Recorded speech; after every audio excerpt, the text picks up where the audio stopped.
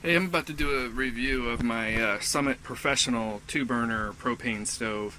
Uh, I bought this thing early on and I'm happy with it. It's got a couple of really nice things that I do like about it, and there's a couple of shortcomings that kind of make me want to expand my cooking surface options. I'm considering getting a single burner portable induction stove. I'm not sure which one to get, but basically just something that's like sits on a countertop and plugs into an outlet, and you have a single induction top. A couple of things I like about this is it looks good. This goes pretty well with my kitchen, and it's always there and it's always ready to go. I have to have my inverter turned on, but anytime that it's powered, because I just have it plugged into an extension cord. So the regular wall outlet that comes with this is plugged in, and I can always just start a flame. And sometimes you do have to keep it going for an extra second on start just so the flame kind of holds, but usually it's pretty good about that. If you're just lazy and too quick, it kind of will go out. But I have my doors and windows open, so that might be part of it. It's about 19.5 inches deep. It's about 12 inches wide. I think it stands about 2 or 2.5 inches tall off the counter surface. I have about 3 inches on the side before my backsplash, and again about 3.25 inches off the back, just so I have plenty of room around it. If I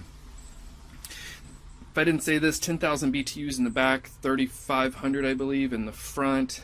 I have something like this. I believe this is the Lodge 8-inch. This thing works great on here. Never had any issues cooking with something like this on here, except if I was to maybe have that plus my tea kettle. Now, these don't fit too bad because of the shape, but the problem is this 3000 kind of takes a long time to get this burning, so I would always want the higher one on my grill, and then it sort of comes off the front and they just get a little bit crowded, and that's two things that actually sort of fit together well. Let's say I was to use my 3-quart.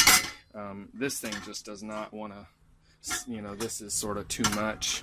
It's just too much surface area to cook on what I've got with the stove itself.